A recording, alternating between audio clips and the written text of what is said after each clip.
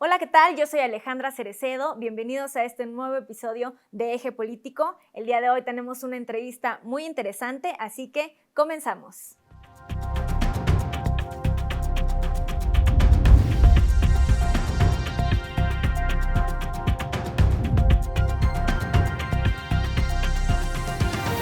Magistrado Felipe de la Mata Pizaña del Tribunal Electoral del Poder Judicial de la Federación, es un gusto y un honor tenerlo por acá con nosotros en el estudio de Eje Central. Bienvenido, magistrado. Hola Ale, ¿qué tal? Un gusto saludarte a ti y a todo el auditorio. Y bueno, pues el día de hoy vamos a platicar de esta novela que lleva por nombre Las heridas, la cual narra los acontecimientos políticos y sociales más importantes de la década de los 80 y particularmente la elección de 1988. Magistrado, usted ha escrito y dirigido más de 30 libros en temas electorales, constitucionales, pero esta es su primera novela histórica. Me gustaría saber de qué va esta novela y en qué momento decide abordar toda esta transición democrática a través de la literatura. Mira, Ale, en 1988 yo tenía 16 años, era un adolescente, pero es exactamente la edad a la cual, si bien eres menor de edad, empiezas ya a ser de alguna manera independiente y autónomo. Comencé a caminar por las calles de la ciudad solo, empecé a ir a la colonia Condesa, a la Roma, la del Valle, Mixcoac, o sea, es decir, empecé a apropiarme de mi entorno, de hacer lo mío. Varias veces caminé o me subí al camión para llegar a CEU. De alguna manera la Ciudad de México la hice mía y al mismo tiempo los conflictos que empecé a ver y a notar. También México se estaba transformando en el año de 1988. México se abría a una nueva manera de entenderse a sí mismo. Hasta ese momento, la sociedad había estado más o menos aceptando un régimen de partido hegemónico, un régimen donde solamente un hombre tomaba las decisiones por todos los demás, el presidente de la República. Y lo mismo ponía candidatos a gobernadores, que ponía candidatos al Senado, a la Cámara de Diputados, que ponía Claro. ministros o que él mismo podía poner a su sucesor. Era el hombre más poderoso de México, de alguna manera un gran tlatoani. Y la sociedad había aprendido que si se rebelaba ante los designios del tlatoani, por llamarlo de alguna manera, podía haber consecuencias funestas. Y así fue el 2 de octubre y fue el halconazo. Y también el episodio de la Guerra Sucia, por supuesto, donde el Estado se convierte en un persecutor de los opositores. Lo interesante, vamos a decirlo, es que al mismo tiempo yo nacía digamos, a mi vida adulta y México también se estaba transformando. Entonces, me pareció también que se estaba olvidando de alguna manera que todo el México de hoy tiene como antecedente 1988, Claro. que ese es el año en el cual en la candidatura del ingeniero Cuauhtémoc Cárdenas principalmente y por supuesto también en la candidatura de Manuel de Jesús Cloutier, ahí lo que sucede es que la sociedad se revela, ¿no? Y le exige al Estado, al sistema de partido hegemónico, que se abran. Y nuevamente, después de 20 años de no estar ocupadas las plazas, nuevamente México, específicamente en su zócalo, se vuelve a llenar, ¿no? de personas opositoras al régimen, que exigen cosas al gobierno. Yo sé que para hoy en día, los jóvenes dirán, pues llenar un zócalo, ¿qué tiene de especial, no? Porque pues, se llena un zócalo constantemente por opositores y por el gobierno. No, hasta antes del 88, entre el 68 y el 88, el Zócalo solo lo llenaba el gobierno.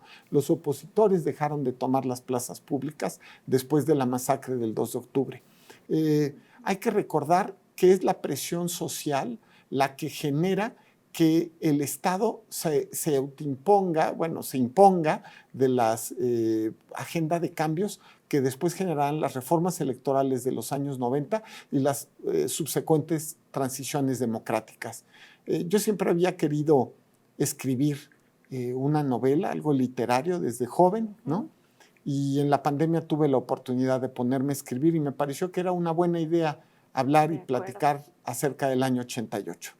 Muy bien. Justamente Alfonso, el protagonista de esta novela, era un adolescente cuando pasa todo este suceso de 1988 y él curiosamente era también del barrio de Mixcoac, al igual que usted. Entonces, hilando por ahí un poco, me gustaría saber en quién se inspiró para crear los personajes de Alfonso y de Ubalda, magistrado. Alfonso y Ubalda son los dos personajes principales. Alfonso, digamos, tiene mis ojos, ¿no? Tiene lo que yo veía en esa época. Mira los mercados como yo los veía, mira o escucha la música como yo la escuchaba, recorre las calles, recorre el espacio escultórico de la UNAM, recorre los tianguis, recorre la Colonia del Valle, la Nápoles, Mixcoac, por supuesto, y al hacerlo quiere recordar un México que se ha ido de alguna manera. Es el personaje que nos demuestra cómo la Ciudad de México ha cambiado, ¿no? Y ha cambiado también la sociedad. Alfonso también mira una sociedad mucho más conservadora de lo que ahora tenemos. Yo vi una sociedad en mi juventud altamente homofóbica, una sociedad llena de estereotipos de género, una sociedad en contra de los derechos de la mujer, así de claro. Y sin embargo, era una sociedad que ahora ha cambiado, que se ha abierto, no es que seamos perfectos ni mucho menos, pero claro que ha cambiado. Y había que reflejar los cambios de la ciudad, los cambios de la sociedad y por supuesto la manera en la cual este México de esa época se representaba y era. Y por el otro lado, Ubalda es un personaje que me recuerda a los guerrilleros de los años 60, 70 y 80.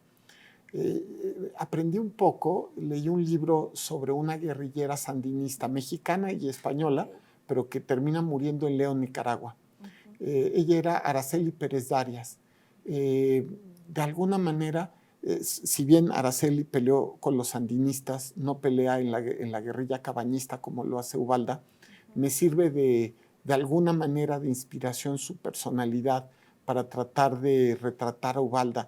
Y al mismo tiempo, pues toda la investigación que hice en torno a la guerra sucia y los fenómenos de la guerrilla en los años 60, 70 y 80, ¿no? Y cómo el Estado era el gran persecutor de los opositores, ¿no? Y cómo pues desaparecía a los opositores, así de simple, desaparecía los cuerpos incluso. Sí, pues eran otros tiempos y muchas veces no se ve todo eso que hemos tenido que transitar para tener la democracia que hoy tenemos, ¿no? En su novela habla también de los sucesos de la masacre del 68, del halconazo en el 71, del fraude de 1988 y también de Ayotzinapa. Y justo en la presentación de su libro comentaba que le gustaría un día tener la oportunidad de presentar su obra ahí en Ayotzinapa. Sí. ¿Por qué, magistrado? Primero, porque es un lugar al que he imaginado muchas veces, ¿no? De verdad, no se puede imaginar la historia de este país sin la normal de Ayotzinapa. Lucio Cabañas, Genaro Vázquez y ahora la tragedia de los 43 desaparecidos de Ayotzinapa. Son nombres que están unidos a ese lugar de Guerrero. Primero me encantaría poder ir a ese lugar y ver con mis ojos los muros que contuvieron esos lugares con tanta historia. Y al mismo tiempo, porque parte de mi novela sucede en Ayotzinapa. Justo traté de reflejar la guerrilla cabañista, la historia de la guerrilla cabañista, y no podía contarse la historia de Lucio Cabañas sin Ayotzinapa, ¿no? Entonces, me encantaría tener la oportunidad de presentar la novela en Ayotzinapa, pero bueno, a ver, ¿no? Veremos. Pues claro que sí. También justamente hace un año estábamos en Guadalajara, en la Feria del Libro. ¿También ha pensado presentar su obra ahí en la Feria del Libro de Guadalajara? La vamos a presentar en Guadalajara también. La verdad es que tengo mucha ilusión de que la gente pueda leer la novela. Esto es, un escritor escribe, por supuesto, primero y fundamentalmente por un impulso personal, ¿no? Es decir, uno tiene necesidad de escribir, de contar, de explicar, ¿no? Pero al mismo tiempo, uno lo que quiere es justo que las personas lo lean y en la medida de lo posible lo juzguen. Yo no sé si es buena, mala, regular la novela, eso le quedará a los lectores y a la crítica, pero para mí sí es muy importante que la gente se tome la oportunidad de leerla y de juzgarla, pero lo más importante, de aprender que 1988 fue el año sin el cual no se puede explicar ni el 2018 ni el 2024.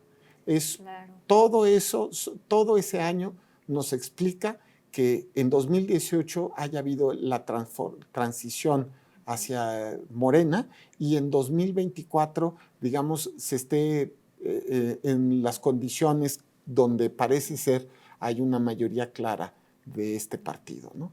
Claro, pues es muy importante conocer la historia, conocer el pasado para no repetirlo también. Hay una frase que me gusta mucho que dice que habrá arte cuando se narren los pequeños detalles, las cosas más simples, desgranadas y exploradas todas las vetas que ofrecen. Y eso es lo que yo sentía al leer este libro cuando describe diferentes lugares de la Ciudad de México, el barrio de Mixcoac, el comercio de unos tacos en el Villamelón, la fruta del tianguis. Y comentaba usted que muchos lugares a los que se hace referencia en el libro no los conocía, por ejemplo, Tixtla Guerrero, sí. Y muchas referencias salieron a través de Google Maps. Entonces, con todo este contexto, me gustaría saber, magistrado, cómo fue el proceso de la creación de esta obra y cuánto tiempo le llevó escribirla desde el primer párrafo, que muchas veces también es lo más difícil, hasta su publicación. A ver, esto surgió como un impulso, no simple una necesidad.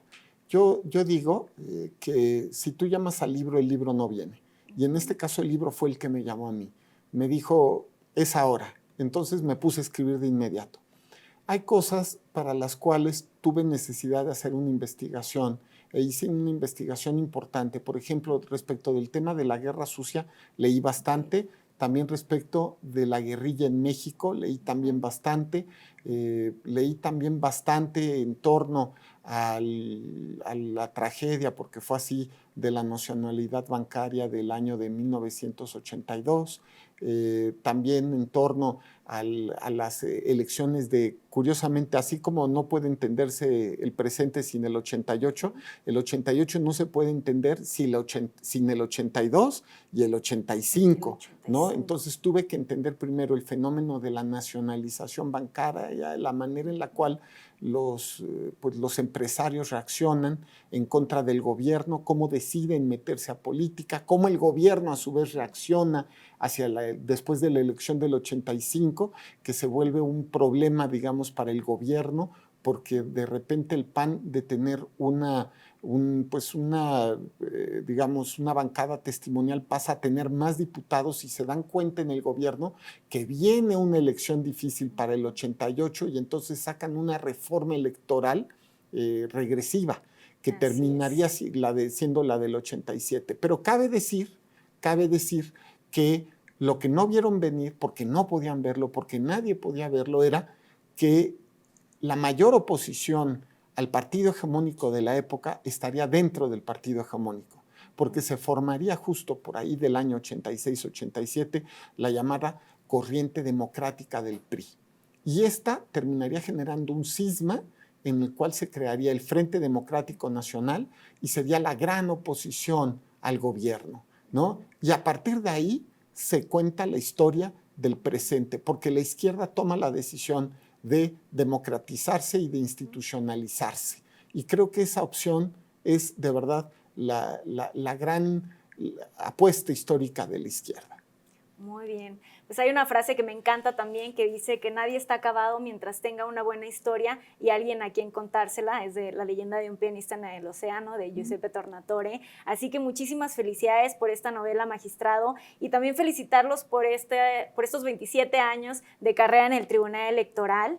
Que, bueno, me gustaría saber cómo ha sido para usted llegar a este punto y por qué es tan importante defender a las instituciones electorales. A ver, yo he sido un privilegiado de trabajar en el Tribunal Electoral todos estos años. Lo digo así. De alguna manera he sido testigo de la historia. O no sé si decir testigo o trabajador de la historia, porque eso es lo que ha pasado. Es decir, he visto correr la historia de México de los últimos 27 años en los expedientes que he podido resolver, en los que he podido proyectar, y he podido ver las constancias específicas de la historia de México. Yo en estos años me he pensado un privilegiado, pero al mismo tiempo, como bien dices, también soy un convencido de que no es posible entender ninguna de las transiciones democráticas de México si no es a partir de las instituciones electorales. El 88 genera que a partir primero en el 89 se cree el Partido de la Revolución Democrática. A partir de 1990 empiezan a haber una serie de reformas electorales de gran calado que terminan en la de 1996. Y esa reforma electoral le cambia completamente el rostro a las instituciones electorales y existe ya un sistema completamente independiente, ¿no? Eso es lo que yo creo que puedo decir y que es fundamental. Debemos recordar el 88 para recordar que es gracias a la lucha que comienza en el 88 que podemos entender instituciones electorales independientes y tenemos que cuidar a las instituciones, pero también, por supuesto, a nuestra democracia, porque de alguna manera hay que enfatizarlo. Sí, había un México donde había elecciones, pero los votos no contaban.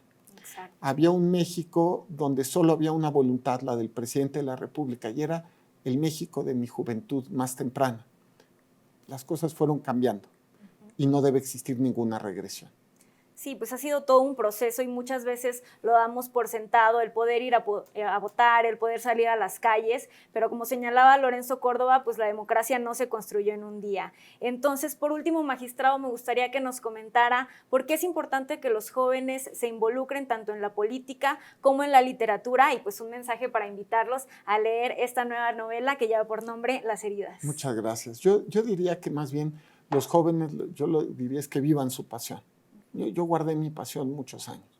Yo decidí no escribir literatura porque uno empieza a retrasarlo porque tienes que estudiar un posgrado, la licenciatura, o porque tienes que fundar una familia, y eso, todas esas cosas están muy bien, pero al final del día lo más importante de todo de verdad es vivir la pasión. Y yo los invito justo a que vivan su pasión, a que decidan qué es lo que más quieren en la vida y que lo disfruten y que lo saquen, ¿no? Y claro, nunca es tarde para apasionarse con algo en particular, pero yo diría que mejor que hacerlo cuando se es joven y no esperar a los 50 años para escribir una novela. No, pues muchísimas felicidades y que sea la primera de muchas. Muchas gracias, Ale. Pues muchísimas gracias a todos ustedes por acompañarnos en esta entrevista con el magistrado Felipe de la Mata Pizaña del Tribunal Electoral del Poder Judicial de la Federación. Los invitamos a seguirnos en nuestras diferentes plataformas de redes sociales. Gracias y hasta la próxima.